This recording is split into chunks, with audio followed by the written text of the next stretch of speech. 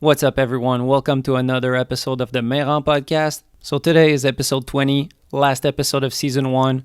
I want to give a huge shout out to everyone who's been listening. Thanks for the support. Big thank you also to the sponsors who made it happen, and to all the guests who hopped on, and especially Phil and Alexi who helped me start it last fall. If you want to support the podcast, there's always simple ways like following on Instagram, subscribing on your favorite podcast platform, and just sharing it with your friends. So now let's get to the episode. Today's guest is Alex Hall. He's one of my favorite skiers right now and has been for the last couple of years. I've really enjoyed seeing him in the faction edits and in slush games, but also he's been really cool to see in the competition scene, dominating X Games. In the last couple of years, he's won Big Air, Slopestyle, Knuckle, Huck, and Real Ski at X Games, which is incredible.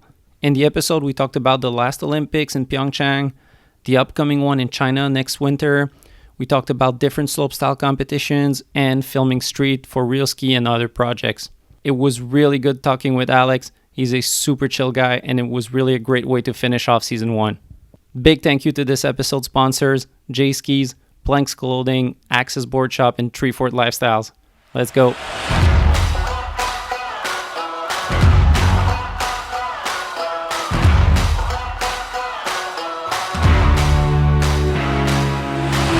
Mr. Alex Hall, welcome to the podcast. Thank you for having me. Yeah, I'm glad to have you. Really glad to have you. How you been? I've been good. Just made it back to Salt Lake City and finally wrapped up the season for a little bit here. It's quite the long seasons for you guys. Like you start skiing in September, I guess, October in Europe, and now you just ended and we're almost June. Yeah, pretty much. It's like, pretty much starts in September, October, and then we usually run it to the end of May. So I don't know how many months that is, but it's a lot. So definitely been a long one. How are you feeling after a long season like that? Are you the type of guy who wants to ski every day, or are you drained a bit getting at that point of the year? I think by the end, sometimes I'm a little more chill with maybe not skiing and taking some downtime. In terms of my body, I feel great. No soreness or injuries or anything, but yeah, it definitely feels right to take a little break at this point in the season, just because it's been nonstop and grinding for so long. I think it's healthy to just take a little bit of downtime and just rest the body and just kind of, I don't know, take some time away from skiing, because I think it gets you even more stoked when you come back a couple weeks or months later. So a little chill time is I'm hyped for it. Yeah, and I think it's really a good thing to give your mind some break, because being as successful as you are, you're going into a pretty intense stretch with the Olympics next season. Yeah. Next season is going to be a hectic one. Our schedule's looking insane. Like so many events before X Games. So yeah, we got a ton of qualifiers and random World Cups and Big Airs and slope styles, like all before January 25th. So it's going to be a crazy start of the season. So yeah, definitely rest up a little for that before that gets going. How's your mindset going into this? Are you stressed? Are you hyped about it? What's the next months for you? Like, what will the summer be for you? I don't think I'm too stressed out. I like, obviously going would be amazing, but there's so many good kids in the U.S. and so many good skiers on the team, the U.S. team, that it's obviously going to be super tough to make the 4 people on the team. So we'll just take it one step at a time, and we got a ton of events in the early season, so just try and ski my best in those events. And I don't know. I think I won't get as stressed out about it this time as I did last time, where I feel like it kind of made it a little more stressful than it had to be, where this time I want to just kind of enjoy it. And if it doesn't pan out, then I got a ton of time to go film. So either way, I think it's going to be a really fun season next year, and it's going to be a super busy one. Damn, that's crazy. I didn't remember it. You were in Pyeongchang? Yeah, Damn, I got the last spot on the team. you were young. Yeah, I was 19, I'm pretty sure. I was pretty young compared to the rest of the team, which was maybe a little not weird, just interesting, being the other guys on the team were all super accomplished and had Yeah. won a bunch of events, like all the slope and the pipe guys. So I felt like I was kind of the odd one out. But no, it was super fun, interesting learning experience for sure. Because you've been ultra successful since then. You've won Big Air. Have you won Big Air? Yeah. For X Games, yeah. Yeah, Big Air at X Games, Slope, Knuckle Huck, Real Ski. Yep. But at that time, you still hadn't had that big success, right? Not really. Yeah, I think the first kind of real bigger event I won was actually that same season after the Olympics. A couple months later, there was the last World Cup of the year, and in Silvaplana, and I ended up winning that one. But that was kind of one of the first big wins I think I got, kind of in terms of like World Cup or X Games, that type of stuff. So, but then yeah, after that, I got a couple more, but yeah, definitely was the underdog, I would say, on that U.S. team in Pyeongchang. Yeah, who was there on the U.S. team? Nick Gepper? Yep, Nick, McCrae, right, and Gus okay, was the other three on the slope team. okay, yeah. You were really they were all like a generation older than you, kind of in skiing terms. Yeah, for sure. Yeah, Nick was the next oldest, and I don't really know how much older Nick is than me. Maybe 4 or 5 years older than me. So I think he might be there like was, 27, 26, 7. yeah, right in there. So I think yeah, there was definitely a gap in there, and like I said, yeah, they'd already been so successful. They were all there to at least podium or like get a medal, and I was kind of there to just ski my best and enjoy the experience. So I think we were in different boats, and it was definitely some funny dynamics in the house. Like it was interesting after some of them did like really well, like Nick got second, and then some of them didn't do well. Yeah. And we were all staying in the same apartment, so it was kind of yeah, it was an interesting dynamic after some of those events. What's your recollection now, 4 years later, of the Olympic experience? Like, I was talking to Belmar about it, and he was really, the main thing that made me laugh was he felt it was kind of a summer camp vibe. Everything being taken care of, and you have your food platter, and I don't know. He was really going back to the summer camp thing. Yeah, it is kind of a summer camp vibe. It was super fun to like watch a lot of the other events that I don't get to really see, like ice hockey and that type of stuff. And it's definitely a pretty big deal. Like when you're at the Olympics, you can tell like the opening ceremony and just like a lot of people watching, and it's pretty cool for sure. I definitely feel like it was because the U.S. team makes us stay there from the opening to the closing ceremony pretty much. So I think I was there for like 2.5 or 3 weeks in Korea, and I only got to ski a couple days on the slopestyle course, and then I went and skied a couple days like at the local resort in the mini park. But except for that, I didn't really get to ski a lot. So that was the main thing, was just yeah, having 3 weeks of like the main part of my season where I couldn't ski, which was a little bit of a bummer, but it was worth it in the end. It was a cool experience. Yeah, it's right in the middle of. It's in February always, so Yeah, the best time of the season. You said something is that I'm curious. The U.S. team like obligates you to stay there the whole time? I don't know if it's like an exact obligation, but I'm pretty sure. I'm pretty sure they want everyone there at the opening ceremony for sure. And then I remember all of us, Pipe and Slopestyle, we all stayed there for the closing ceremony as well. So I'm pretty sure they wanted us to stay for both. I'm pretty sure it was a requirement. Maybe not like a super, super strict one. Maybe a couple people left before. I'm not really sure. But for the most part, I think most U.S. athletes stay there for the whole time. But I know for some countries it's very different. Like a lot of countries maybe did the opening ceremony, but then they left after their event and didn't do the closing. Or I think some countries didn't even show for the opening ceremony. They just went to Korea for like a week or less just for their events. I think it just depends by country, kind of. And now it's time for a first sponsor break. J Skis is a company based out of Burlington, Vermont. Their business model of making limited edition graphic skis that are sold online directly to consumer is super dope. As a fan of original graphics, I love it. They put a lot of effort into making great skis, but also in making them look super good.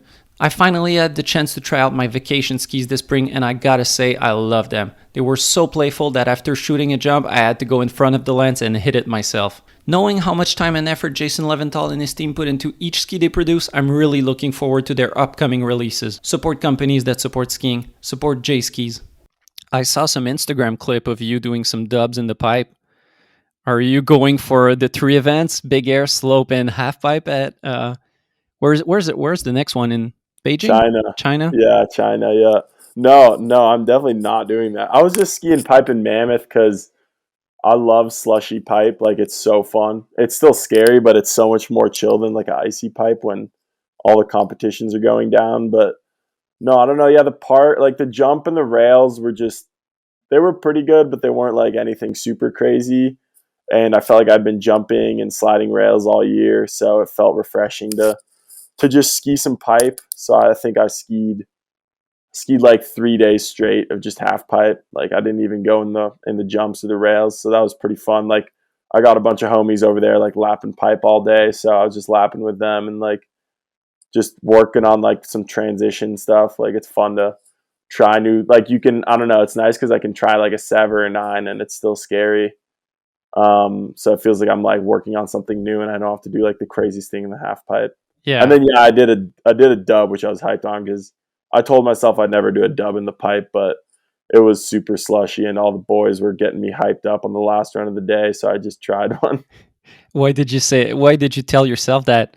because it's just sketch.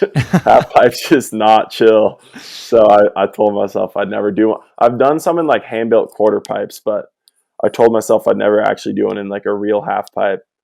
But yeah, I guess I realized that if the pipe's slushy enough, it's pretty chill and fun. So I Yeah. guess I'll never do it in an icy pipe. Yeah, icy pipes and slushy pipes are like two different worlds, right? 100%. Like slushy pipe is so fun. I feel like I could ski a slushy pipe like all day for like a week straight or even more, and like not even touch a rail or a jump. Yeah, you mentioned you did some other type of pipes in Magma. You did, was it a nose butter dub? Kind of a Yeah, yeah, kind of like I don't know what people call it, like a weaver nose butter, whatever people want to call it. But yeah, I did like a nose butter dub 12 in a quarter pipe there, which I was pretty stoked on. Just that one kind of was just a loose send, but it worked out, so I was hyped on that one. But yeah, I'd call it a nose butter dub. Yeah.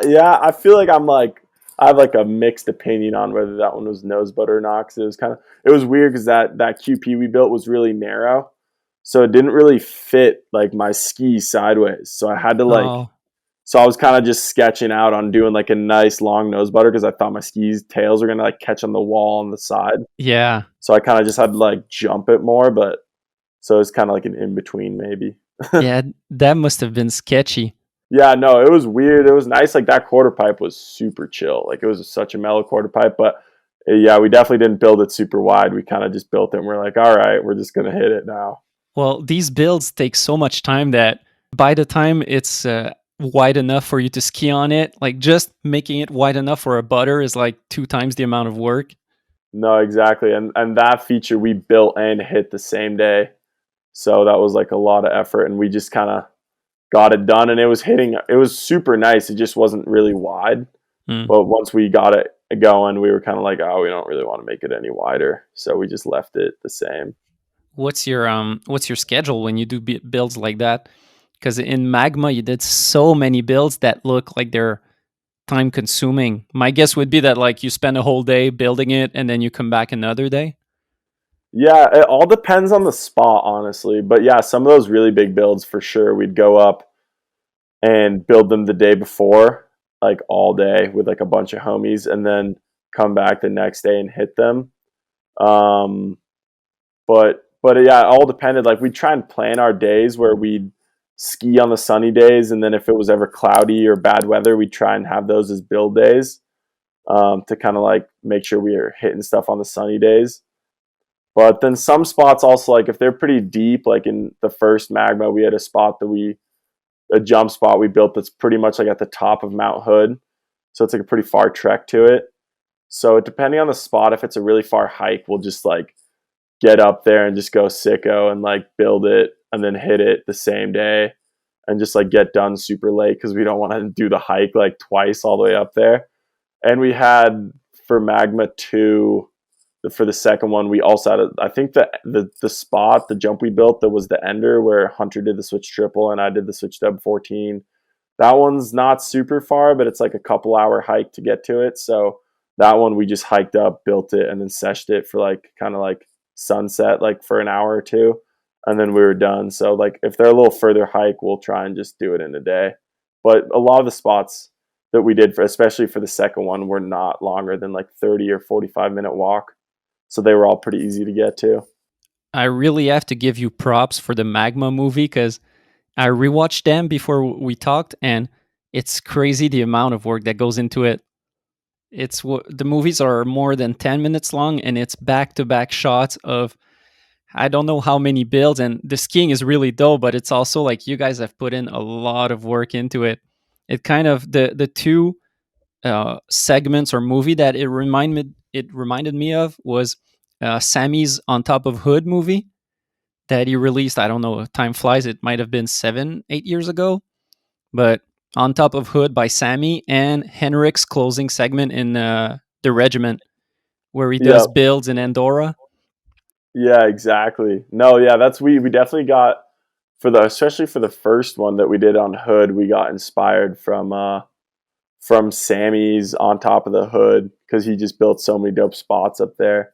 But yeah, they're a ton of work, but it's fun. Like honestly, I don't mind the building days that much. Like we usually just are with a bunch of homies and we like bring up a speaker and like just blast tunes all day and just like build a jump. And especially like if you give yourself a full day to build these features, then you can just kind of like not stress out and take your time and like build it nice. And if you got a big enough crew, then it's like pretty mellow. Some of the days where we try and like build and hit same day, that stuff's like a little more stressful because you're like on a grind. Hmm. But overall, it's super fun. Like I don't mind building the jumps at all, even though it's like a ton of work. It feels like pretty fun, especially because like we do it in the spring, so it's usually super nice weather when you're like building in a t-shirt and it's like warm out and just like nice. Whereas like urban, you're just building this spot in some shitty cold weather and it's like really bad snow, which is kind of annoying sometimes. But with the magmas, like the snow is just like the spring snow is so easy to build with. You know, you can just chop blocks and you can pretty much build whatever you want, which is fun. So you can like be an artist kind of in a way. Yeah. Just like sculpt your own features, which is super sick. So personally, yeah, I don't really mind the building too much at all. Yeah, it's like your I don't know how to say that. It's like the good side. You struggle so much during the winter. Like you said, sometime in street the snow is shitty to work with. Like it doesn't collaborate, and then at the end of the season, you have your snow that's nice to work with. Exactly. Yeah, I think that's honestly like the biggest part probably is building a jump with like nice slushy snow is so easy and fun. And building a jump with shitty snow, like dry snow, is just such a mission. And it feels like you have to move twice as much snow because it all just like it all compacts like so much. Whereas that slushy snow, like you build what you build stays exactly the same. But like if you try and build an urban feature like a pow jump in the middle of the winter with like really really sugary pow, then it feels like you're just shoveling like twice as much and not getting anywhere, which is like super annoying. We did that for my real ski. We built a couple jumps this year with some like really dry pow, and it was really frustrating to try and get them. Like it took us like all day to build this jump that feels like we could have done in a couple hours if it was slushy. Yeah, and then it's the whole everyone has their own science of big water jugs. Some people have that kind of flamethrower. I don't know how you call those. Yeah, What's your usual strategy when you're trying to build stuff in the street? I've never done the flamethrower. That shit is sick. It makes you look pretty hard. I think like you just Yeah, look like you're badass, but it looks a bit overkill. yeah, it looks a little overkill. Maybe I think it seems like it would work, like to get a nice icy layer on top. But no, I'm a big water enthusiast. Just bring a shit ton of water, like a couple gallons or more, and just water a jump until it's just sits up. Like, yeah, some spots are just so like we built one spot this last season for real ski that I think we used like 20 to 30 gallons. Like we used so much water because we had to pretty much build this quarter pipe out of the like worst snow ever, and there was not a lot of it, and we just like, yeah, we pretty much built like this full wall out of boards and just started filling it in with snow and just like throwing water in, and like it was like the such a construction process to make it work. And then we had to like, then we got it all done and like let it sit overnight to try and let it freeze more too, and it was just like, yeah, it Damn. was Yeah, crazy. is it the one at a baseball fence kind of? Yeah, it's the baseball fence one where I Damn. did the like Yeah. spin and then flip out on the bounce. I'm looking Yeah. at it right now. The quarter pipe looks about to fall off. Well, I think if you're looking at the real ski and you look at the very end of the clip I get it on, the whole jump falls apart. Yeah, I Oh think you shit. can maybe tell in the very corner of the clip, like the Well, whole. there's definitely I don't know, maybe a quarter of the jump that looks about to fall off. Yeah, yeah, no, yeah. On that last try where I got it, the whole jump, just like the whole top cracked in half. Like it was, I couldn't have hit it again, and the snow was so bad that like we would have had to take like another whole like 3 or 4 hours to rebuild it and like get the boards back in position, get more water. So I was like super lucky that I landed it that try because otherwise Damn. it would have been kind of annoying, I think. And now it's time for a second sponsor break. Treefort Lifestyles is a company based out of Oregon. They've been involved in the ski industry since their inception in 2011 when they made their first pair of suspenders for skiing. They produce some of the nicest accessories you can find out there for your adventure activities, whether you're going skiing, hiking, or traveling. I've worn their suspenders all winter, and I have to say I love them. They're stylish and they're so comfortable you forget you have them on in the first place. Go check them out at treefortlifestyles.com and use code Mayrand at checkout to get 15% off your order. Support companies that support skiing. Support Treefort Lifestyles. Yeah, let's talk about your real ski. You won real ski this year and you got a lot of hype. There were definitely two favorites, you and Hackle. And for me, when I watched it, it was clear that you two were top two. Then I guess it was a matter of liking for the judges because you two had really different styles of skiing and segments. But yeah, your real ski was so sick, man. Like I'm looking at it right now. It's incredible. Was it a goal for you to do real ski? Because you've done a lot of video with Faction doing street, doing great street. Was it a goal of yours to do it? Yeah, thank you. I appreciate that. And yeah, it definitely was a goal. Like probably after my first urban trip with Faction, maybe like I don't even know how long ago that is now, like 4 or 5 years ago or something. After that trip, I definitely was like, oh, I'd like to do a real ski at some point, but I never really knew when would be the right time because I know it's really tough to try and do the real ski and also do the competing thing. So I never knew exactly when I would want to do it or when I would even get an invite. And then last year, so for 2020, I tried to get I hit the people up at X Games, and that was right after I'd filmed a pretty nice urban part with Faction, and I was hoping to maybe get an invite for the 2020 year, but I ended up not getting a spot initially for 2020, and then getting an alternate, or not an alternate. I got Phil actually pulled out of that year, Hmm. um, and then they sent me an invite in December. But at that point, it was a little too late because I had already kind of committed to a bunch of competitions that I had to do and a bunch of other stuff. So I actually declined that spot, that late spot I got. Just because I felt like I couldn't do it as good as I wanted to. Like I always told myself if I did a real ski, I would like give it 110% and do it as good as I can. Like, because usually you only get one try at it, Mm-hmm. like most people don't get a re-invite. So I told myself I would really like go all in, and I felt like I couldn't with that year where I got the invite in December and I had already a lot of comps to do. And then I said, I can't do it this year, but maybe next year I'd be super down to do it, like if there's any spots or any of that stuff. And then the whole COVID thing hit, and a lot of our comps got canceled. And then I ended up getting an invite in the fall at some point, and I kind of knew that I was on the fence for a little just because I didn't know exactly what was going to happen with the season. But then I knew for sure it was kind of like the right year to do it, just because so many events got canceled, and it just felt like the perfect opportunity to like give it my all and focus just on the real ski for as much as I could. And I still had to skip some weeks of filming, I had like 2 or 3 events I had to do. I had, I think, 1 or 2 World Cups, and then I had X Games that I had to do, which was overlapped with the very end of the filming period. But overall, I had a ton of time to film for compared to past years where I usually am competing a lot more kind of earlier in the year. So it kind of felt like the perfect year to try and do it, which was dope. It was kind of the perfect timing with COVID and competitions being canceled. I have something that just popped into my mind. In theory, since you won, you're getting invited for this year. Yeah, no, What's your mindset with the Olympics and all that? yeah, I don't know. I guess in theory, since I won in past years, they've given that person the re-invite. I don't know if they're going to change it or not. I haven't heard anything. But yeah, we'll have to see. I mean, because this next year is going to be so hectic.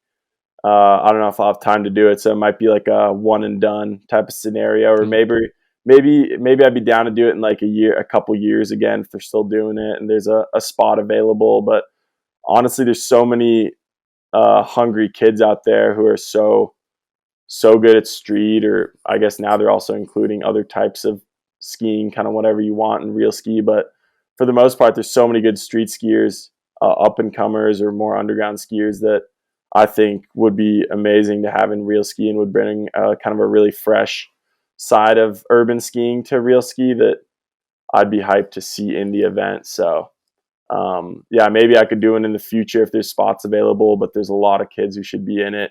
So Yeah. all good if there's no spots available. But yeah, we'll see for next year. I think I'm not sure what's going to happen, but it's going to be really busy with competition, so I might have to bail on that one. Yeah. That would be legendary though. Real ski and then X Games and then Olympics all inside. That would be super intense for you though, but that would be epic. In the same year, I know I've thought about trying to do all three in the same year, but that would be pretty aggro. Maybe like I think it would be doable if the qualification system for the U.S. team was a little different, but just because we have so many specific U.S. qualifiers earlier in the year, it just makes the season really, really hectic. How does the qualification work?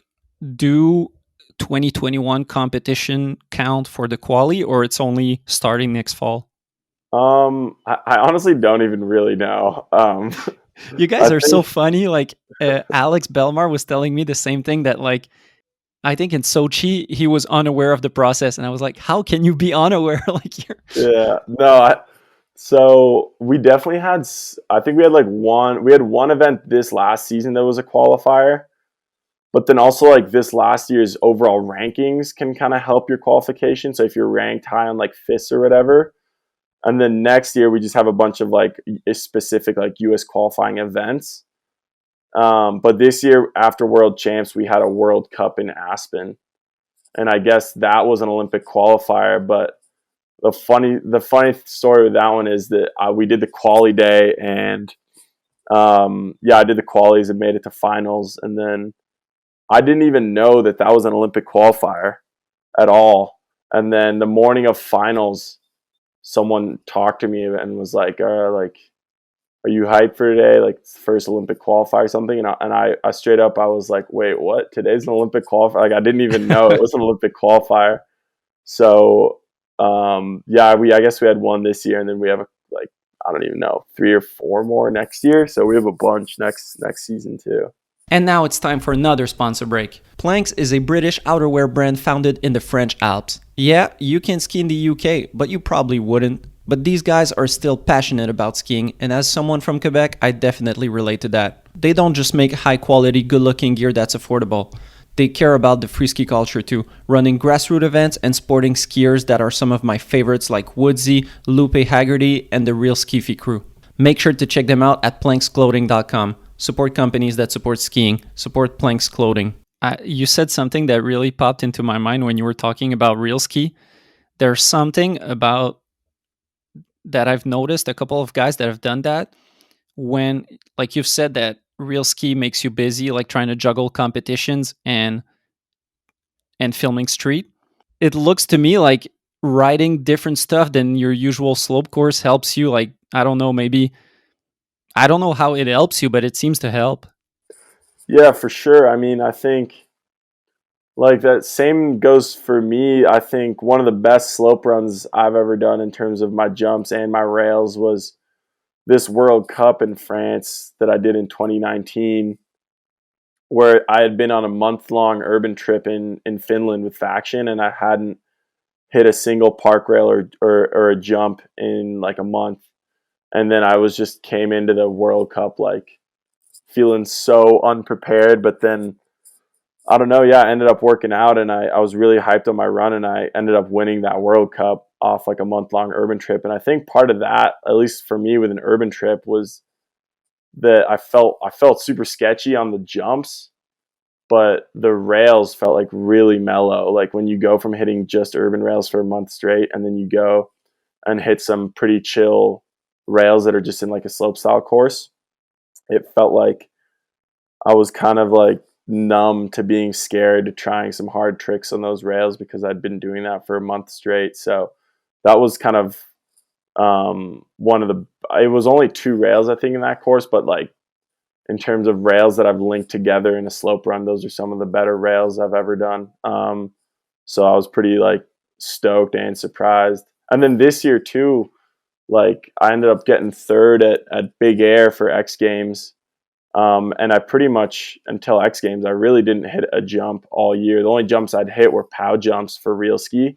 Mm. Um, so pretty much from October until the end of January, I was just hitting urban and POW. And then I came in and ended up getting third at Big Air, which was I felt like was a surprise to me, just because I felt like I was pretty rusty on like my jump skills and hadn't really been jumping a lot all year. So sometimes I think just, yeah, like a change of pace can be super refreshing and like make you super amped to try and just like go send some jumps if you haven't been jumping for like a long time, or like, yeah, or like it makes the rails feel mellow in a slope course. But it definitely, I think, can help in certain situations.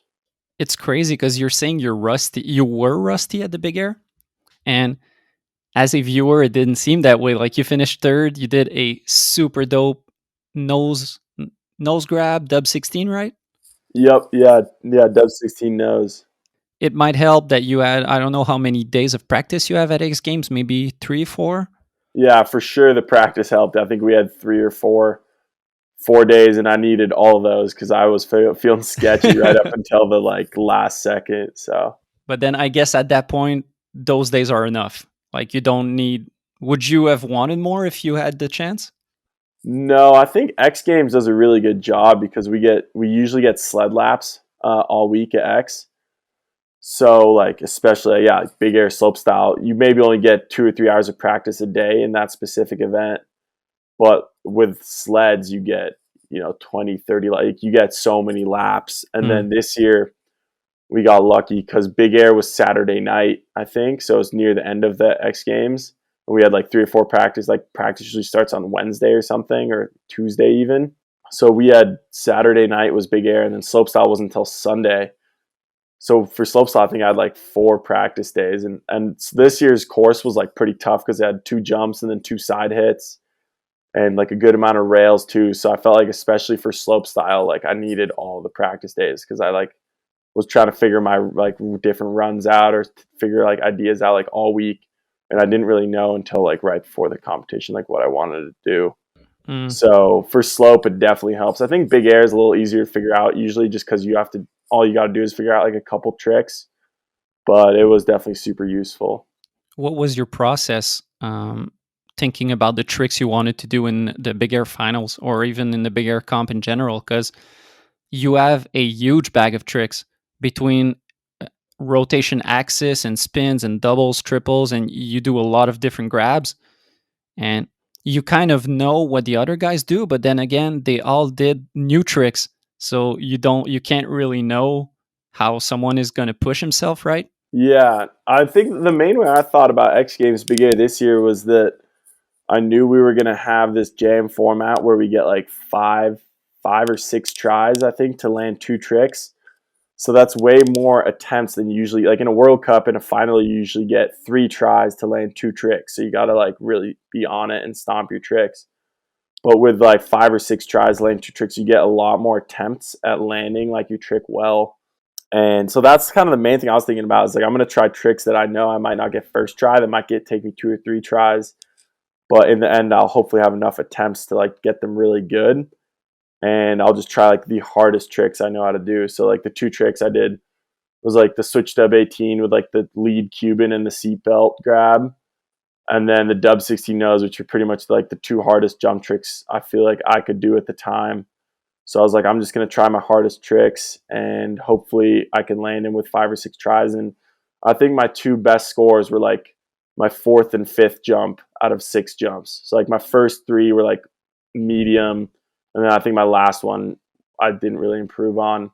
But yeah, so like pretty much I didn't get my tricks good until the last couple jumps. Yeah, those tricks were crazy. On one side, the dub 16 seemed so intense of trusting yourself and like committing to it going into the second dip. And the switch dub 18 was just gnarly. Like I've watched a ton of skiing and I remember on the moment I was like, oh, it's his dub 14. And then on the replay, you're like, oh no, okay, fuck, it's a switch dub 18. Damn. Yeah, the 18 I've been doing for a little longer. Like I learned that one maybe I did that one like just a couple times, like 2 or 3 times last season. So then this year I felt a little more comfortable like trying that for the first time, and now I've done a couple more because I did a couple in a big air comp and stuff. But yeah, the 16 nose was definitely new. Like the ones I did in comp at X Games were pretty much the first ones I'd ever done. I'd tried a couple in practice, but I never really grabbed them at all. So it was definitely scary, that trick, just because it's such a weird feeling trick, like compared to a lot of the other tricks I do, where if you try and do a big rotation, you usually use a grab like that can help you spin into it, whereas the nose like does the exact opposite, where it kind of like keeps you from spinning a higher rotation. So it was definitely weird with the nose grab, but yeah, that one was just scary because yeah, pretty much that one I did in X Games was the only really good one I did where I actually grabbed it well, and I haven't done one since. So that's a scary one for sure. That one is definitely like a weird, just the takeoff super weird because I got to do a lot of rotation at the start because then I know that the nose grab is going to slow me down a lot. So I got to set it really hard. Whereas like the Switch 18, I use a grab that can kind of help me spin in the air if I have to like use it to spin faster.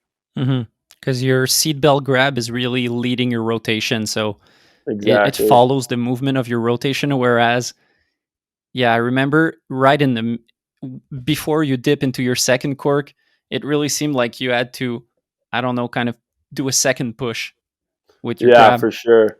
It's like a initial set, and then I gotta like wait and get the grab, and then the trick really works better with the grab because when I miss the grab, it gets like really sketchy. But then if I can get the grab and pull the grab, it almost kind of helps flip into the second one. Whereas when I miss that grab, the second flip like doesn't come very well. So that's what, I think why it's so scary too, because the grab changes the trick so much. Like whether I get the grab good or not makes the rotation pretty different. Getting nose is not a guarantee. Yeah, for sure. Yeah. I try and work on it, but yeah, I've tried that trick probably 10 or 15 times and I've only done like 2 good ones. So Are you flexible?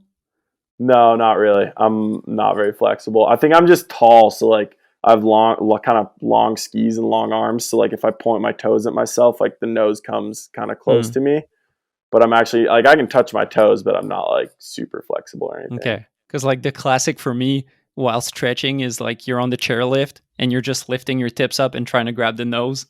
Yeah. And that's like always the struggle. It looks more like a truck driver than a nose grab. Yeah, no, I can grab my nose on the chairlift. Sometimes it hurts a little bit, but for the most part, I can get it. I can get it pretty chill on the Yeah. chair. You mentioned quickly the two I don't know, you call them the shark fins at the end of the slope course. Yeah, How were those for you? Because to me it seemed like it was kind of limiting for you guys as a whole, the Ye- whole slope squad, because it seemed like you guys are at a point where you're doing triples and dub whatever, and that it was kind of we were seeing tricks from a couple of years ago because the shark fin as a whole is sketchy to throw big stuff on. yeah. I think the main thing is not the pro. Like shark fins are really fun, but sometimes they don't work out super well because it's putting a transition feature like in a run that goes straight down. Hmm. So you always have to do like a really big carve at the thing. And especially for X Games, like because they fit 4 jump features, they did 2 jumps and 2 shark fins, so it was all like super tight. So as soon as you land that second jump, you'd have to be like on it and like get the perfect carve to get the first shark fin, and then the second shark fin was like right after it. So it was all like really tight, and I think that's the main thing is the fact that you have to do this weird setup carve into them. Makes it really tough to go switch. Like not a lot of people went switch because of that. There's someone who almost, I think maybe Fabian Bosch. I think someone was getting in switch and almost died, or It was maybe Nick. It Gepper. was Nick. Yeah, Yeah, on the last feature. Yeah, that's the only thing is they can be really hard to hit switch, which can be kind of annoying. But no, they're super fun. It's fun. It's refreshing to have something a little different. I think some are obviously built better than others. I think having just the shark fin on a feature is better than when they try and combine and have a jump and shark fins because they need 2 different styles of landings. Whereas a jump needs a less steep landing and kind of a longer landing, and a shark fin needs a really, really steep landing because you go like a quarter pipe hit, you go straight up and land with a ton of impact. So on some of these World Cup courses where they try and combine jumps and shark fins in the same landing, it just doesn't really work because the landing's always too flat for the shark fin, and it just like hurts to hit them. So I think they've started to figure that out a little bit, whereas X Games has now made it so that the shark fin features are just shark fins and they don't try and have jumps and shark fins, yeah. which is pretty dope. But no, they're fun. I mean, transition's always fun in a slope course. It can be tough. Like it makes it hard to get a really good rundown with really big tricks, but that's part of it too, is trying to figure something new out, And Yeah. in Silvaplana for the last World Cup of the year, we had a straight quarter pipe in the course, which was super fun. So it was fun to like see a bunch of slope skiers trying to do quarter pipe tricks, which was cool. It's cool to have variations between the classic jump and the classic flat rail. Exactly. Yeah, I think rails this year, a lot of the courses were kind of a letdown, like really small, short rails and like flat rails, down rails. But yeah, no, we saw some cool stuff and like in terms of quarter pipes and transitions. But yeah, some of the rail courses were a little bit of a letdown this year for sure. Like at X Games and World Champs, it felt like all the rails were only like 10 feet long. Like they were so short and small, which kind of felt annoying if you wanted to try like harder tricks. They were just so quick and short. And it also made it so that someone can just go through and do like a gap 4 on 2 out and like barely slide the rail, but still like do a rail trick, So I think kind of more tech, harder rails is a little more fun in a slope course, and it makes it, harder to get a full slope run down too, because some people who are really good at jumping always just try and get through the rails as quick as possible and then go ham on the jumps, which is obviously a good strategy because it's more consistent, but sometimes it gets a little boring to watch. So I think it's cool when the rails are a little tougher and people really got to push themselves to do hard rail tricks. And now it's time for another sponsor break. Axis Board Shop is a ski and snowboard shop based out of Saint-Sauveur, Quebec, Canada. They've been in business since 2002 and have supported skiing since day one. From sponsoring numerous athletes to putting on competitions to helping out movie productions, they've done it all. Axis is the core board shop, and they've got everything that you might need this season. Check them out at axisboutique.com or go check out their shop in Saint-Sauveur. Support companies that support skiing. Support Axis Board Shop. It's a matter of allowing you guys to do your crazy tricks, because if it's a small flat down rail, then there's only so much you can do. You go back to what you said and do your classic 4 on back 2 or a stock trick. And it's crazy how people were skeptical about FIS and the whole Olympic involvement, but looking back now, if you look at the past 10 years, in my mind, the 2 best rail sections of slope courses were Sochi and Pyeongchang. Like huge rails. Yeah, for sure. I mean, Pyeongchang had insane rails. They were all like so long and like massive, like as taller than I was, like huge rails. So that course was insane. That was so fun. Yeah, and Sochi with the big Russian doll. I remember like ABM doing a switch dub 9 with a tap on it. That was so crazy. Yeah, no, and Sochi had huge rails too, for sure. I think some of the World Cups can have like pretty boring or repetitive rail runs. But yeah, the Olympic courses are usually like top notch and pretty crazy, which is sick. Did you have a taste or a preview of the course? How does that work for the Olympics? Are you going in Um, blind and just discovering it? I have no clue. Maybe there's a preview. I haven't seen anything. I feel like But like for Pyeongchang, let's say, were you going in blind? I think so. Yeah, I don't think I saw any courses or anything. Like I don't really like to look at sometimes for like some of the World Cups or X Games, they have like a course kind of planned like a couple days or weeks before, but I don't really like to look at them because it's so easy to like see something on the computer and think you want to do these specific tricks and you get there and Yeah. it's so different or like you can't do it. So for me, it's better to just show up and figure out a plan when I get there instead of trying to make my mind up on a computer screen and then something doesn't work and then I get stressed out. So better just show up and try and figure it out that way, I think, for me. So it must have been like Christmas morning getting there. First chairlift and you're looking at it. It was sick. And they were all like these pretty big tubes, which was so dope in Pyeongchang. And yeah, like the first down rail was, I don't even know, it was so long. The first down tube was crazy. And then some of the rails were, yeah, 2 meters high or even bigger. Like it was insane. What trick were you doing on it? Switch to, back swap to, out. Was that it? No, I think I did switch to front swap, blind two out, like switch to K fed, but Nice. switch right two. And then on the next rail, I did like a Tokyo drift on the double king. Yeah, right. To back three swap. Yeah, Tokyo drift, back three swap, Pretz two. Dude, that was so sick. Thank you. Man, on a slope run, Tokyo drift, and on a little up part of the rail that you're not really supposed to hit.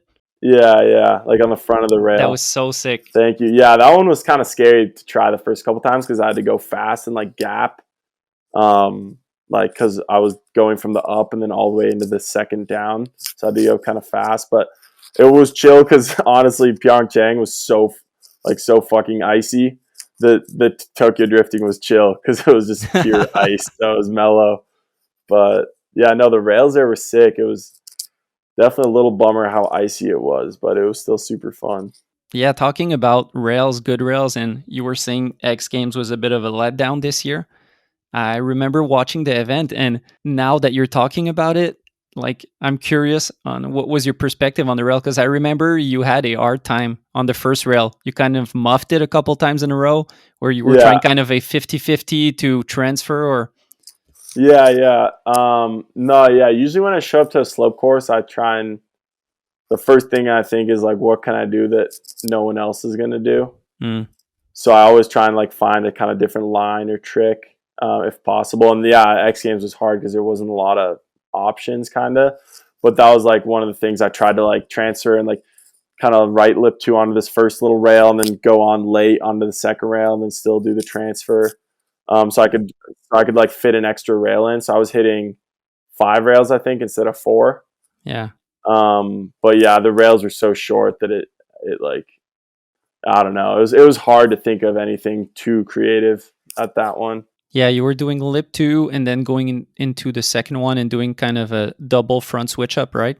Yeah, I was doing like a right lip two onto the little flat tube, coming on. There's like a little transition on the backside, and then I was alling onto the flat rail. Like after like people were hitting using the jump, I was alling on like halfway. It wasn't too high, so you could ollie on, and then I'd slide a little bit of the flat rail and then transfer over to the down rail. So it's just like a way of getting like an extra rail in at the top, kind of with an extra. So and then I was able to do different like spin all 4 ways on the rails too. So I got a switch right, left, and a switch left. Yeah, that's intense. You got to think of doing something creative, something tech, and also with slope nowadays, you got to try and do not only the jumps left and right, but also your rails. Yep. Yeah, you got to be able to really spin all ways nowadays. That's for sure. It's crazy how it evolved. Like at first, people didn't care. Like you look at old videos of Tanner winning X Games, and he's reverting in the middle of the course. Yeah, but that's so dope though. It's funny looking I back. think it was sick. I think it's so. I was looking at those runs, and I think it's so sick that they can revert. And then it starts to have some left and right side spins on the jump, and it's really later on that it was that for rails also. Yeah, for sure. And yeah, now you got to really like spin always like on the jumps and the rails, and sometimes there's 4 rails and 4 jumps. So you got to be spinning like all 4 ways on both. So it's, yeah, you got to be on top of it for sure. Yeah, for a lot of people, like let's say we're hitting street, we still think of it, or the skiers at least think of it. Oh, okay, I'll have to hit that one on that. Like you have a side of railing that's less good. Yeah. Or is it still the case for you? Like if you go right foot forward or left foot forward, Um, or you don't even think about it?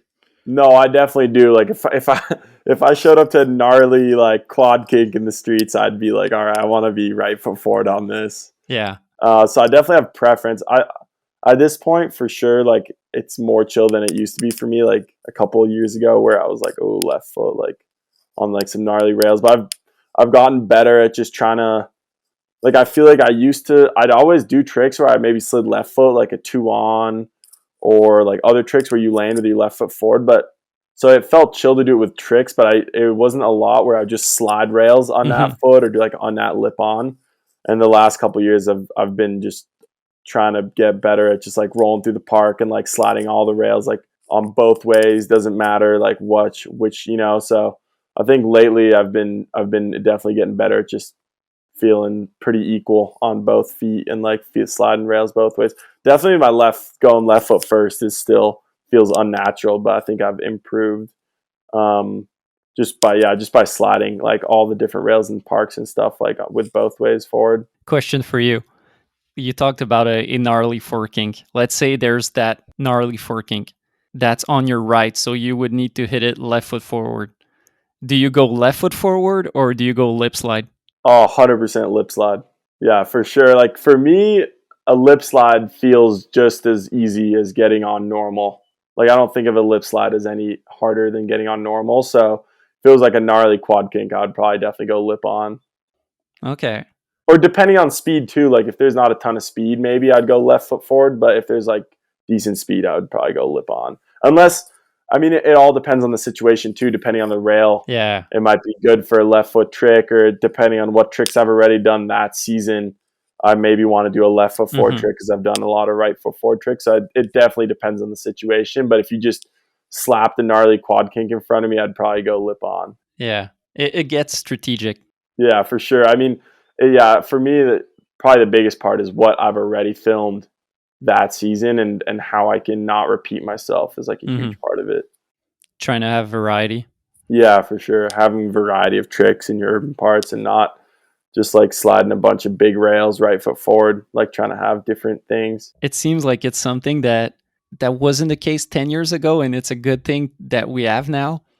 Like I was looking back at some movies in the past month from like 2008, 9, 10, and there's a lot of parts where people have like 5K feds in their parts. Yeah, At some point it's almost funny. yeah, for sure. That's definitely, I feel like that used to be a thing more where you could just have the same trick a bunch. But I don't know. I love watching those old movies. I think it's Yeah. so sick when people just like do the same trick a bunch, but they're like really good at it. But it's definitely not my style nowadays for sure. But also, I will say, like in urban, sometimes it's hard because like rails are gnarly and like Hmm. sometimes they're on the same side. So you got to have a big bag of tricks and you got to like be pretty committed if you want to like not repeat any tricks. Like I don't know. I'm gonna make a full urban part in the fall this year with a lot of my real ski and or like some of my real ski and a lot of other shots, and maybe there's a couple trick repeats. Honestly, I don't know off the top of my head, but there might be like a couple tricks that are pretty similar. So Damn. Looking forward to that. yeah, I'm stoked. I haven't worked on any of it yet. I got a lot of footage I gotta grab from different people because I filmed a lot of urban after real ski too. So I just got a lot to compile, but hopefully I'll have it together by the fall at some point. Do you have a certain concept in mind? No, nothing too specific. Just like I know I want, because I filmed some POW as well, but I know I want to make just a street part Okay. and just like include pretty much all the shots and like a lot of stuff, that we filmed during real ski that didn't make the cut. We hit a ton of spots that didn't make the edit. So I just want to make sure I use that stuff and don't let it go unused because I'm still really hyped on a lot of the shots. It's just they didn't fit in the minute Yeah. and a half you have for real ski because that's so short. But yeah, I think for real ski we hit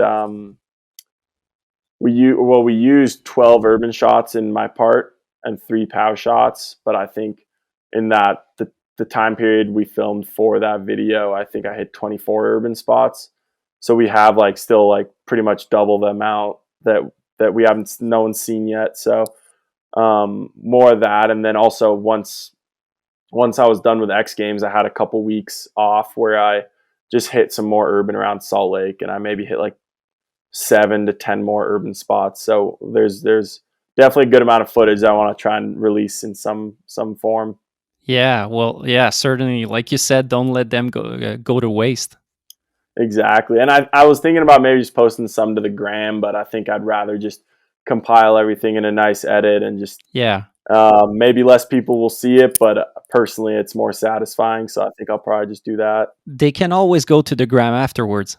Exactly. True. And like your real ski has 125,000 views, so people are gonna see it, man. People are hyped on you. Thank you. Yeah, no, I'm stoked. I think it's going to be nice to use the footage and not feel stressed, like not have to fit it into a minute and a half, and like Yeah, be able to edit it how I want to edit it and put the fillers in that I want to put in, like some B-roll. And I like real ski, you always have to license the music. Like you have to yeah. have the rights and pay for the song. And if I just put it on YouTube and I can pretty much choose whatever songs I want. So it'd be nice to like have exactly the music I want, edit it the way I want, like have it the length I want. That all sounds like pretty enticing and fun to work on during the summer and the fall. I was asking you about concept because we've seen a couple of guys through the years do a kind of compilation of all the shots they've got, Yeah. and like Clayton did the Creep back in the days. Yep. And like it was really ski porn, if I remember well. Like there wasn't really any concept. Whereas Phil did two little movies with his real skis, where Hmm. it was kind of I don't even know how to qualify it, but it was really different than your usual ski porn. Yeah.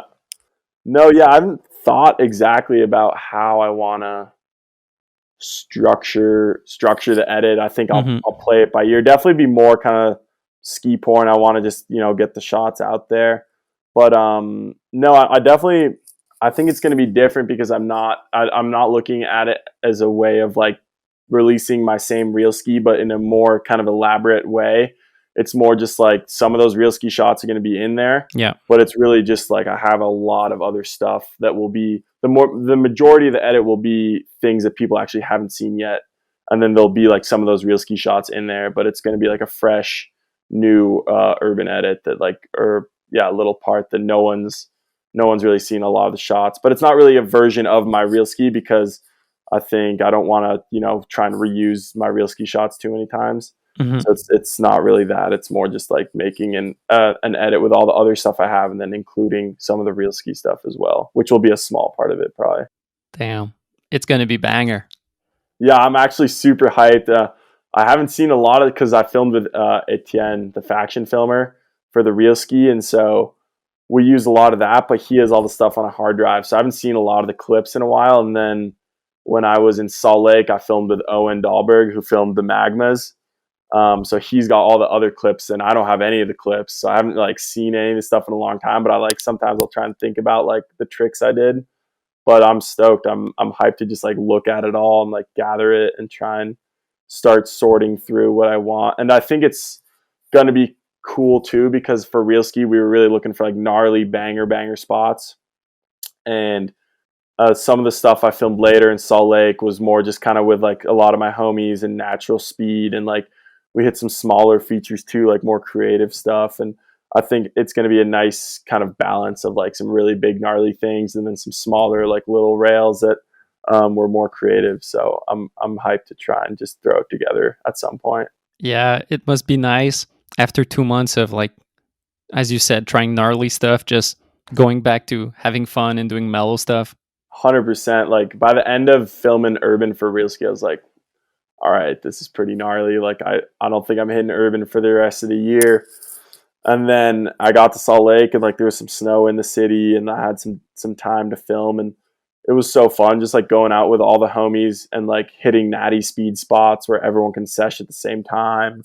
Or even if it wasn't natty speed, like, helping them out. Like I'd run the winch for like them so they can get the clip, and then they'd help me and run the winch, and I could get the clip. So it's like way more of like a everyone's getting clipped up type of vibe, which I think makes it way more fun. Mm-hmm. And like, yeah, some of the spots were maybe a little more mellow too. We still hit some gnarly stuff, but it just like is a different atmosphere. Whereas like for the real ski, it feels like for the most part, like everyone's there to help you get the clip. So it puts a lot of pressure on you. Like you want to get the clip because everyone's there helping, and like everyone's waiting in the cold and like running the winch all day for you. There's like Etienne or other people like shoveling or filming. So like there's definitely a lot more pressure for real ski to just get the clip, where when you just film with the homies, it's like it's all good if you don't get the clip. Like some homies gonna get a dope clip. So as long as someone's getting clipped up, it's a dope vibe for sure. Yeah, tell me about that. Let's get back into your real ski. We talked about it just for a bit.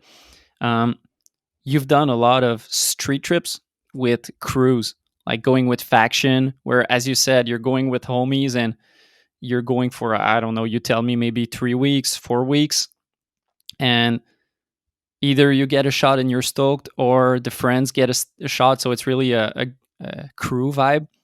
I think I saw in the behind the scenes of Real Ski that you and your filmer were just the two of you for a lot of the spots. Yeah, definitely different. I've always done trips with a bunch of people, which is super fun. But this year was a little different because there was spots where we were just like going all in, or like driving places, and like a lot of my homies just wanted to ski in Utah like preseason, or they're busy working. So sometimes it was just a 2-man mish, like just Etienne and I, and like we'd build the spot, just the two of us. Like either hopefully it was natty speed, or if it was a winch spot, Etienne would have to winch me in, and then he just set the camera up on a tripod, which was like a couple spots. But it was definitely different. It was hard. Like when you don't have the full crew, it's tough to make it work sometimes, especially like in terms of like filming it as good as you want to film it. Did you know if Etienne was bummed at all of having to be the winch driver? Because to me, as a filmer, it seemed like a bummer where you're stoked, you're filming for X Games, and as much as it's a competition for you, it's also an occasion for him to showcase his filming. And then it's like, yep, put the tripod and drive the winch. 100%. Like we were both bummed. Like on some of those spots, we were like, "Oh, it's just the two of us. Like we're gonna have to put the camera on a tripod. Like the shot is gonna be rough." So it was definitely a bummer. I think even more so for him because obviously he loves filming, and he's really particular about his film work, and like he's such a good filmer that I think it was a little painful for him to set the camera on a tripod for some of those. And for me too, it was weird because we'd have to get 2 shots. So sometimes I had to do the trick twice because we'd switch angle for the tripod. So that was definitely rough. But luckily there was only like 2 or 3 spots that we really had to do that. And then the rest we either had help from friends, or Dusty and his filmer Cal were there. So we didn't have to do it too much, but there was a couple times where we just had to hit the savage button and get it done, just the two of us.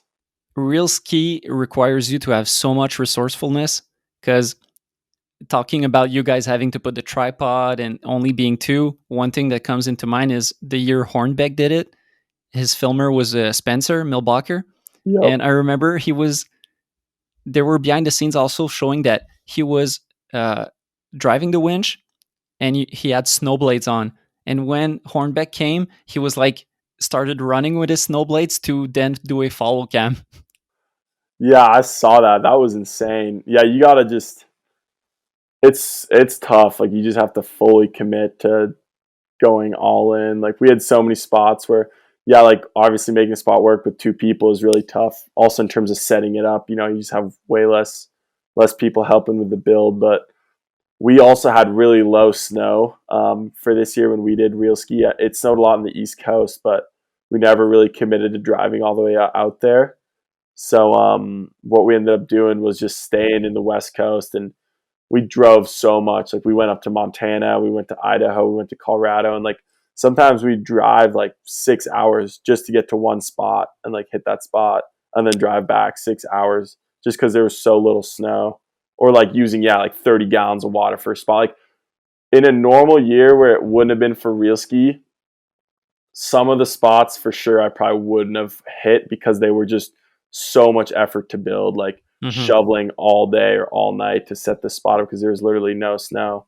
So you kind of just got to know that that's what's going to happen, and you just got to go all in to make it work, because you only have, it's mainly the reason you got to do it that way is because of the time limit. You got to submit it by the end of January, so you don't really get the whole second half of the season to try and work on it, which is tough. Tell me about that 6-hour drive. Which feature is it?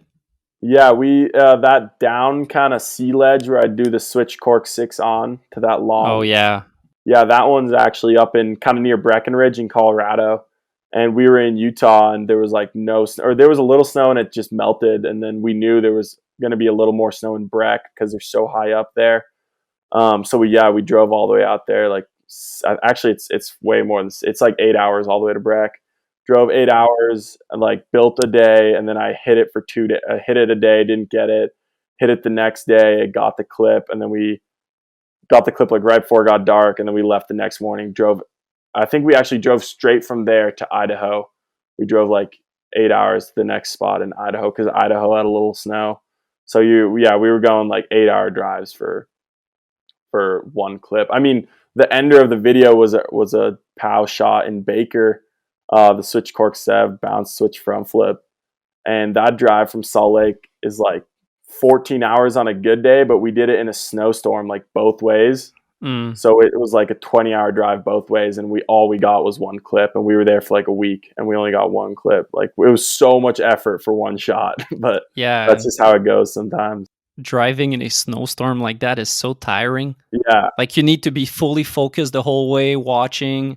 Yeah, then the worst part was it felt like all year we were driving in snowstorms, but there was never actually snow. Like, we were just in like blizzards, but there would never actually be enough snow to like hit urban or like good POW. Like, it just felt like we were always driving in shitty conditions, but there was no snow on the ground. It was like the weirdest thing. It was so frustrating. Yeah, tell me about that 6-hour drive. Well, about that setup, because it's one of my favorite shots and from your video, and one of the most bangers. Like, switch 6 on to, it's not to kiss the rail, kind of. It's, you slide it a long time.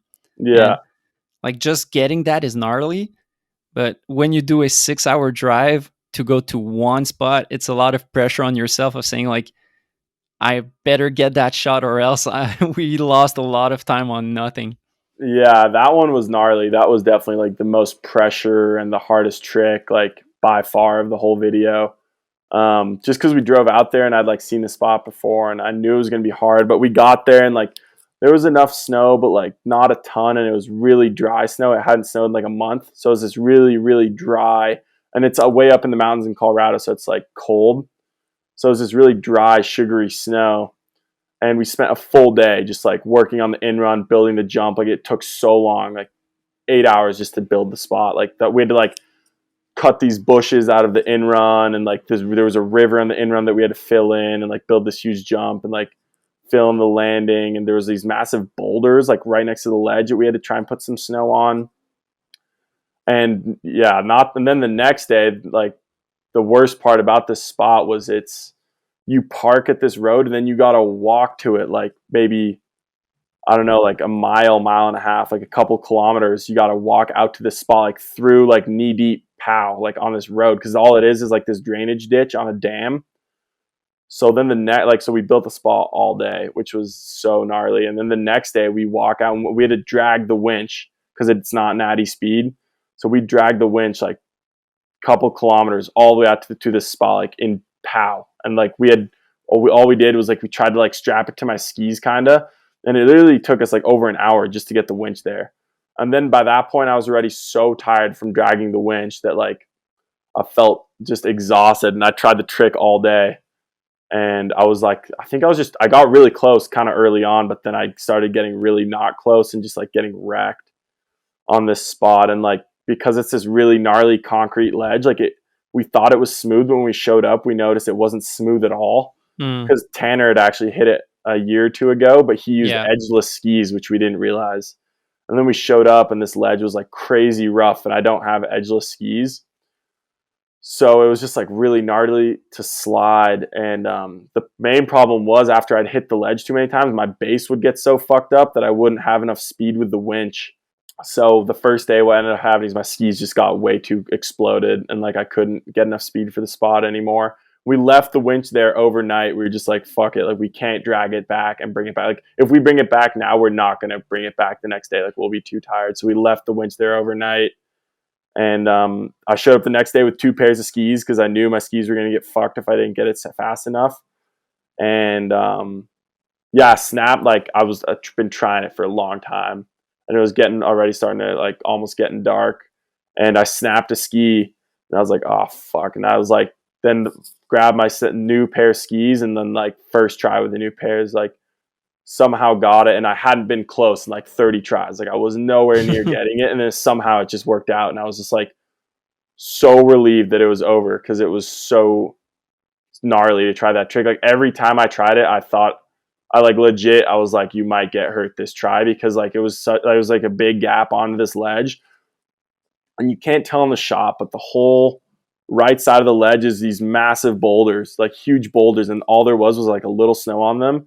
So if I came off early, I would like eat shit into like this gnarly boulder field. Right. And so like I messed my, like I had scabs everywhere. I still have like scars from my elbow. Has like these, I had like 10 scabs all over my elbow from just wrecking it on like the ledge and the boulders.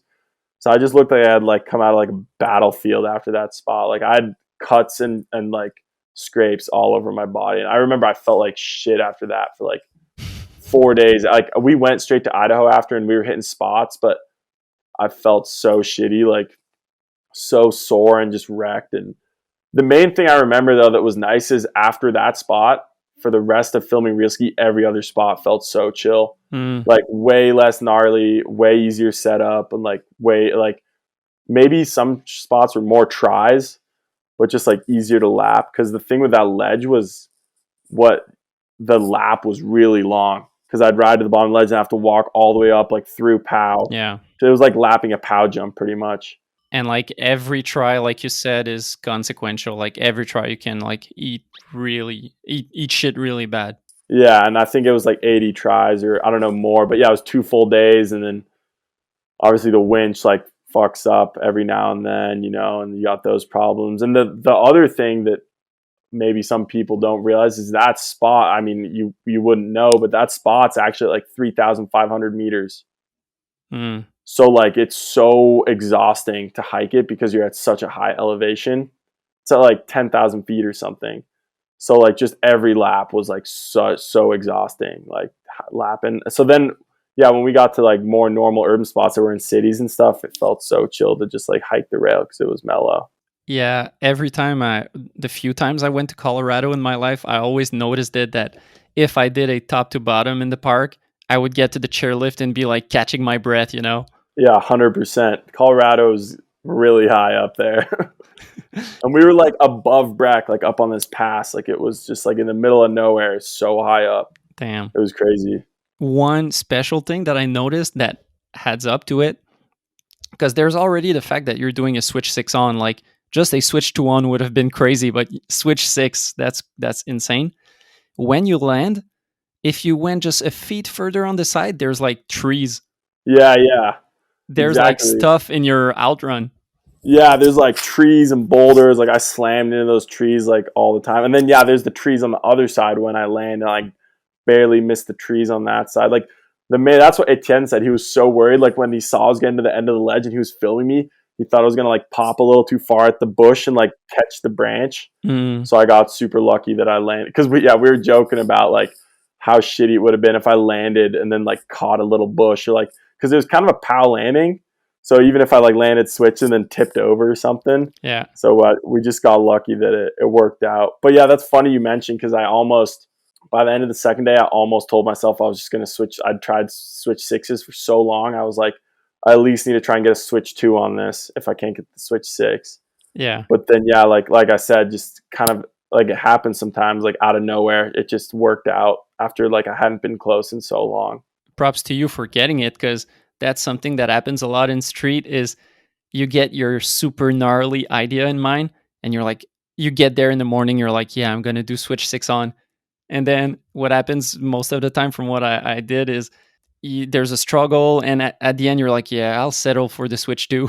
Exactly. Yeah, no, that definitely happens. And we had that happen a couple times for real ski. Like, there was maybe a couple tricks where I thought of something else and we had to settle for something a little more chill. But for the most part, we were lucky enough to kind of dial in most of the tricks that I'd planned for that spot, which I think was also because of real ski, because I just told myself, like, it's either doing this trick or nothing, because the more chill trick, like, it won't be worth it. It won't make it in the video part. Mm-hmm. So, but yeah, a lot of those where it didn't quite work out, or shots that didn't make the cut that I'm still super hyped on, so I'll still use, but they're just like weren't quite gnarly enough. Mm-hmm. One thing that I liked a lot from your video was that it was kind of half and half, I guess. Of half of it were spots that are, I don't know, they are standard spots. You go and you see it's a spot, and the other half is spots that I was like, okay, he thought of hitting that. Like, there's a sign, I guess, a city sign or something, where you do a double underflip out of it, Yep. and when you look at it, you're like, dude, it's so small. It's so. I think I'd drive by that and wouldn't even think of it.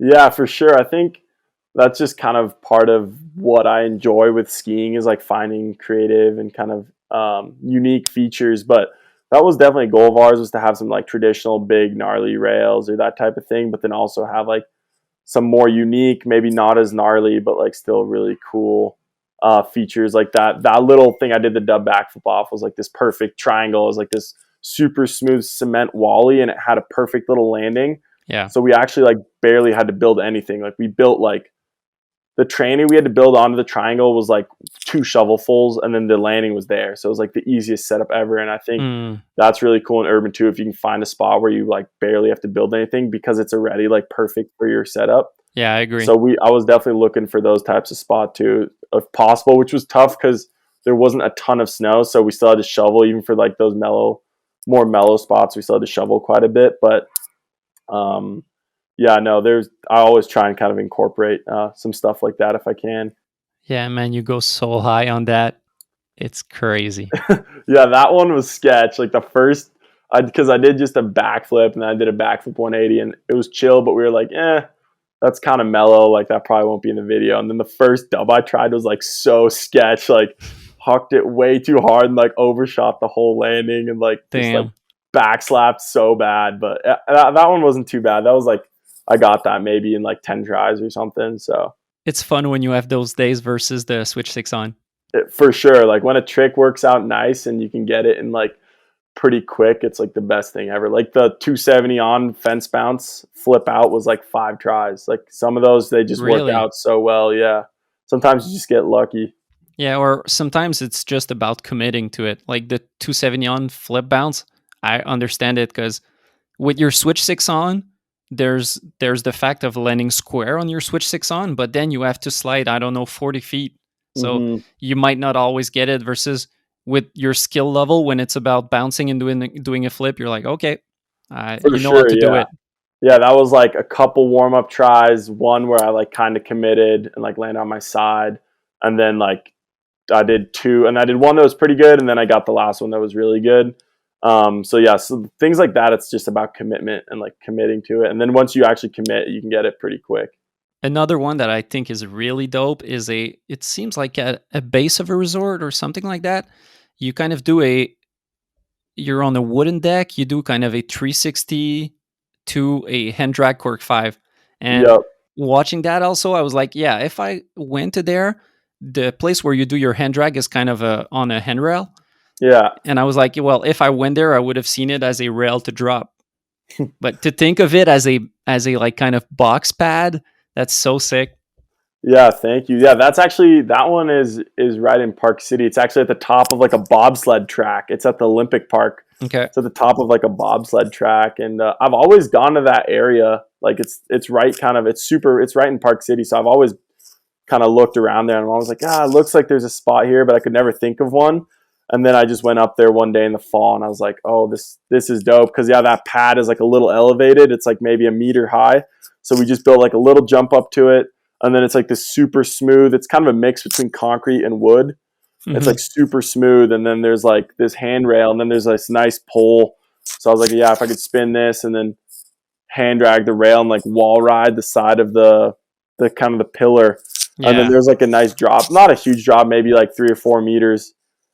Yeah, I was definitely stoked on that one. That one was a really tough one to get to. It was really hard because I did it straight a couple times and it wasn't too bad, but then figuring the spin and the timing out of the 360 so that it worked out like smooth and flowy was definitely harder.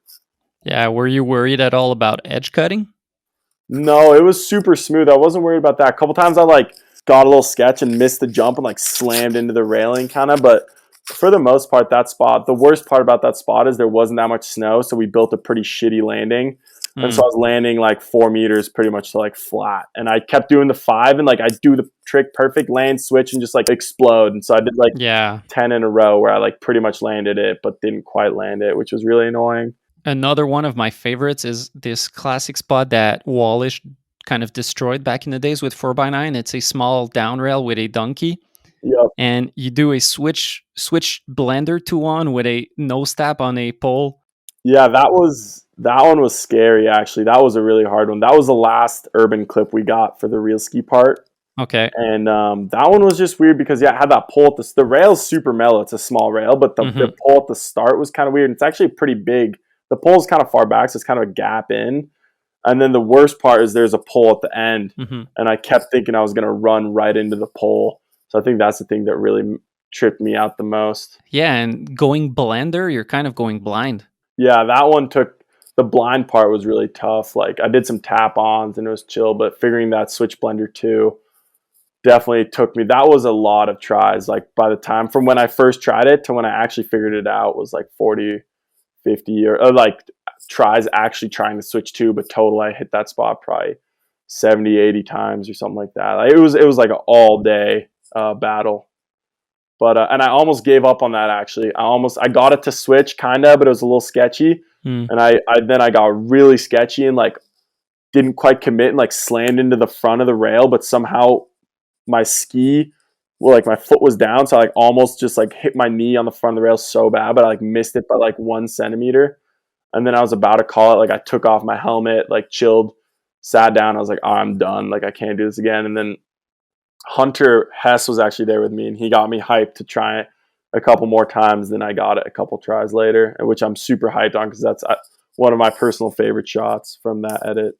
Yeah, definitely. Another crazy one that I don't think I've ever seen, or it's really a never been done kind of spot and trick, is you do a 2-on to a elbow and then double transfer. But was it the setup that was mellow, or the way you do it? It looks like it was a mellow trick in the park. Yeah, well, that rail is like it's like the perfect rail for it. Like I'd seen that rail in video parts, and I always wondered like, where's this rail? Because it's those weird tubes, Mm-hmm. And I was like, for some reason, I'd seen that video in a snowboard part before, or that rail in a snowboard part before, and for some reason, I thought it was in Japan actually, just because of how it was built. I was like, damn, that seems like it'd be in Japan. And then we were in Idaho, or no, we were in Montana filming Urban, and we were driving back through Idaho, and we drove past the city Pocatello, and I saw it from the freeway, like out of the corner of my eye. Damn. Like it was the luckiest thing ever because I would have never known where it was. I just saw it from the side of the field. I was like, no way. So then I went back and like found it on Google Earth, and then we went back like a month later. And that rail's like it's perfect. Like the rails are close enough. It's not super high. Like there's grass on both sides, so that like helps too. It's like the perfect rail and like slightly downhill. So all we did was build a little drop in, and then it was natty speed. But I think I definitely made it. I feel like it looked pretty chill, but I got pretty bodied on that trick like a couple times. Like where, especially the main thing was the two outside rails with those big tubes, and they were chill, but they were actually lower than the middle rail was like an actual handrail. Okay. So the first transfer where I had to go from the outside one to the middle one, I had to go up actually. So it was really hard to like get up high enough. And a couple times I like wouldn't wait long enough to ollie, and I'd get my tips under the rail, and I just would like taco around the rail and like double eject. So I definitely had some like gnarly slams, but as soon as I got one where I was able to get on the middle rail good, then getting to the next rail was easy because the next rail was lower again. So like as soon as I got the middle rail like on that try, I was like, oh, this is gonna be chill. So I just did a little transfer onto the second one. I actually almost went up and tried. I was thinking about getting the Pretz 2, so it would have been like a right 2 triple transfer Pretz 2.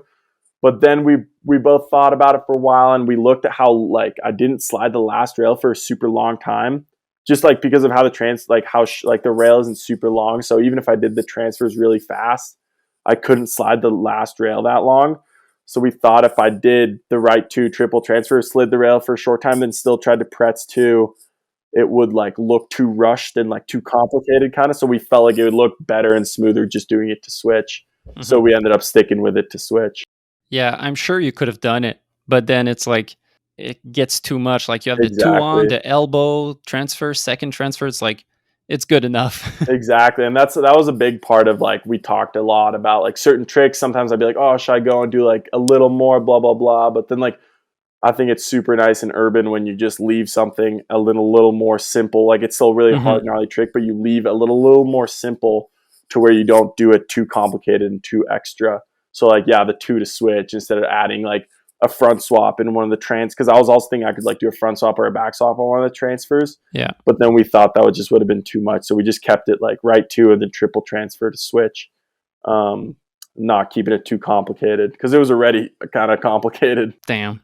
Yeah, so that must have been the best. Like you're going from one spot to another and you're like, oh shit, that rail is not in Japan. No, I was so hyped. And the funny thing is actually we got on a roll because I got that switch 6 and we drove straight to Idaho. And then that was the next shot I got, which are 2 of my favorite shots. So it was like dope. And I think that's why like that spot, I think still like the triple transfer was pretty gnarly, but having like doing it after the switch 6, like that was the next spot I hit after the switch 6. So it made it feel like really chill because it was daddy speed, like no winch, like slower speed. So I think it was still gnarly, but because of doing it after the switch 6, it just made it feel like pretty mellow. I have one last question for you. Sounds good. Your banger of the part, incredible shot, creative tech, stomped, switch cork 7 to cork 3, bouncing in POW. I saw in the faction videos that you started playing with that the year prior. Yep. Where does that come from? How was it doing it? Was it super hard? Was it easy? Because it's something that we've rarely seen. We've seen like pillow bounces in POW, but never really a booter where you land and bounce again. Definitely, yeah. I started experimenting with it a couple years ago in the faction video, and it's just I love doing it. Like it's so fun to bounce off pillows and stuff in the POW. So when we heard that real ski didn't just have to be urban, but you could also include POW or park or whatever, we knew we wanted to have a couple POW shots. And then we also, Etienne and I both knew that I wanted to try and get a bounce shot. But originally we were thinking we'd build a big jump kind of onto like a pillow or knuckle, and I'd try like a dub and then bounce like just a 180 or a 360 out of it, like something like that. But then we didn't quite find the spot for that. So then we found that other spot in Baker, and first actually I did a switch cork 7 bounce switch 3, like upright, like normal switch 3, and I got that clean like second try, I think. And then I was like, oh, like this shot's pretty dope, but I'd be hyped to try and get something better. And the whole time we were filming this video, we were talking kind of as a joke. We were like, you have to switch front flip in your real ski. Like you have to try and switch front flip something, which I know was kind of a crooked switch front flip, but we were saying like, yeah, I got to try switch front flip. So then Etienne kind of just as a joke was like, dude, you got to try switch cork 7 to switch front. So I was like, oh, you're right. Like I should, like we got the clip, the pretty dope clip, but I should, like the landing was still good pass. So I was like, yeah, I got to try again. And yeah, it was super scary, but that was actually first try. I just like sent the switch 7 and like just tried the switch front flip, and somehow like I had no clue where I was in the air on the switch front flip because it was so blind. Like I wasn't looking at anything, and I just came out and landed on my feet, and I was super hyped. Actually, I went up to try and do it again, just a little cleaner. I wanted to get the landing a little cleaner. And I did the switch 7, went a little too big on the switch 7, just caught like a tiny bit of the knuckle and didn't get enough bounce, and did the switch front flip and double like tail caught and like whiplashed so bad and like ate shit so hard. And then I was like, all right, like we're good. We're calling it on that one. Like I'm hyped. But yeah, no, I was really stoked to get that, especially because I hadn't really seen a trick like that with a bounce and like a switch front out. So I was stoked, and we knew right when we got the clip, like later that evening, we're like, yeah, this is going to be the ender for sure. Like, and we still had to film like a bunch of other POW. I think we got some more urban shots and POW shots after that, but we already knew that was going to be the ender like quite a while before. Yeah, that was the last try you tried. That was like a sign of saying like, hey, your shot was good enough. Yeah, exactly. Yeah, pretty much like when I got bodied the next try, I was like, all right, like that means the other one was good. Like I can't Like, it hurt so bad. I remember, like, my goggles flew off. Like, I remember my neck was actually sore. The front of my neck was sore for like 3 days after because of the whiplash I got. But yeah, no, it definitely, it was, I think I was hyped that I went up and tried again, but then afterwards we realized, we were like, yeah, I don't really know why you did it again. Like, the first one was good enough. But yeah, no, that one worked out, which I was super hyped on. Yeah, those Baker shots look amazing. Baker looks so dope. I wish I could go someday. It looks like paradise. It's so sick. Yeah, that was my first time going, and I loved it. It was stumping every day. It was amazing. Thanks for coming on the podcast, Alex. Really appreciate it. Yeah, thank you. I appreciate you taking the time to let me get on here. I'm stoked. Wishing you best of luck for next season. And I heard you're going on a surf trip, so enjoy that. Take some time to relax, and hype to see what the video you're releasing this fall. Thank you. I appreciate it. I'm stoked to show you and everyone else as well. Cheers. Awesome. So this is it for episode 20. Big thank you to Alex for joining in. It was really, really good chatting with him.